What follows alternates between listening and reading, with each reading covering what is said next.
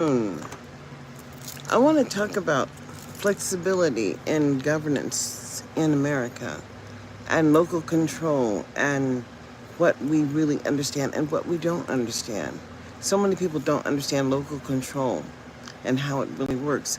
I was a part of a team of administrators and superintendents and whatever, principals and community people that went to San Antonio, Texas, with the superintendent, and that was Jim Sweeney, and he was the first one to bring about 5 different charter schools and made them dependent charter schools, and then implemented them just like that. I mean, because he was trying to work with local community schools, and it's difficult. So he went around the way and got those 5 charter schools.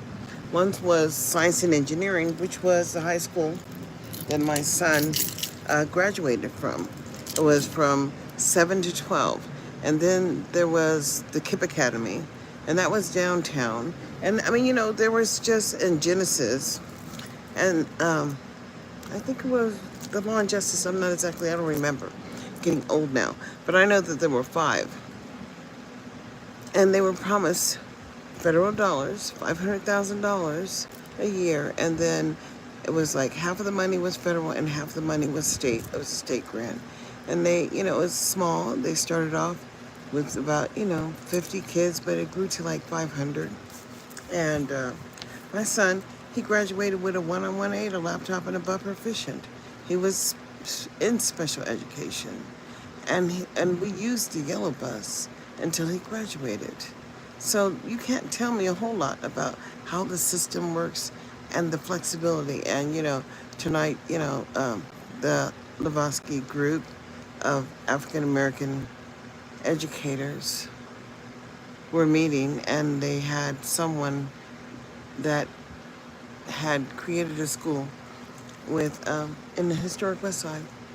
And I understand exactly how that school worked. And I just understand how it worked. And that's just real. I mean, because flexibility is key in America. And when you can, and when you have children that have differentiated ways of learning. My son just had an alternative educational path. And they do have that, so many alternative programs here. It is unfortunate that so few kids really even understand or even benefiting, because failure is an option. And I don't mean it as a negative thing. Hello, Mateo. But so many kids just get labeled. And then we have, of course, I know one thing, that I would not be here but for. It is what I'm doing. And when we give of ourselves, that's the tithes and offerings that we're supposed to give, that 10%. And so what I'm giving is my time, but my time is relevant.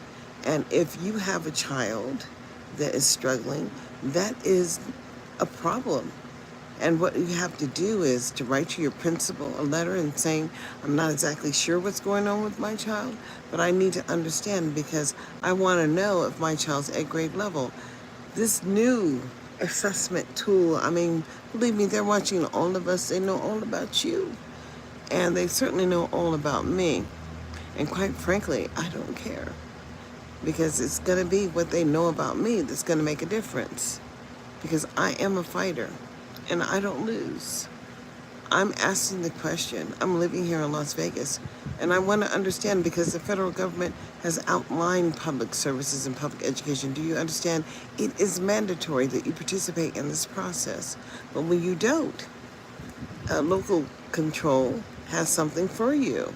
I mean, they've just developed this behavioral norms and abnorms, and they're not normal things that happen, but somehow you're supposed to process information when you don't even comprehend what's being told to you. And I'm saying, this is unacceptable, because under child fine, we all pay taxes, death and taxes. We're all participating.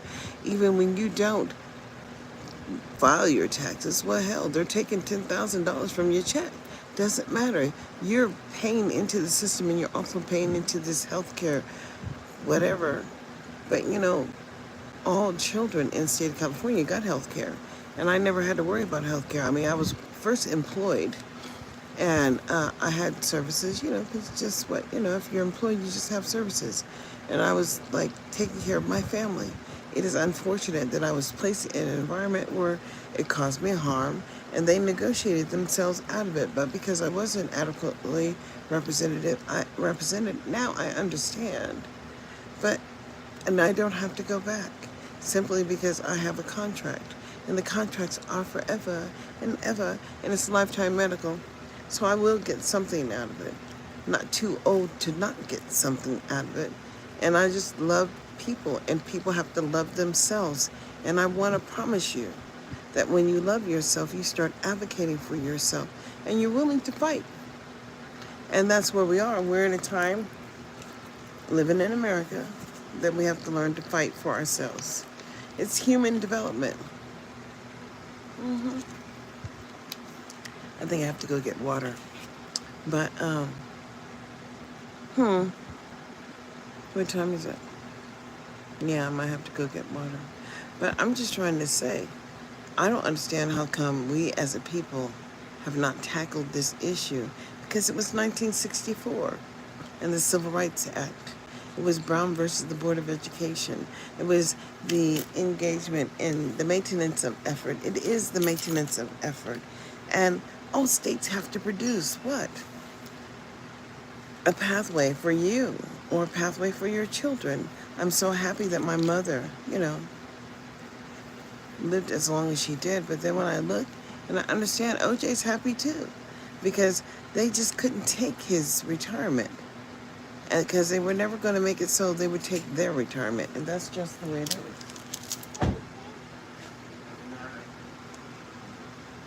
Hello. How are you? You're doing great.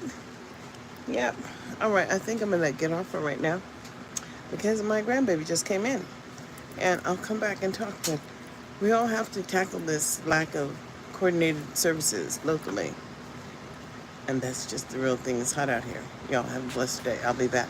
And follow my podcast, Parent Empowerment, half an hour over there on Spotify. Pick up some information. Or you can just follow me, Citizen Anderson, over there on Podbean. And that's right. Y'all have a blessed day.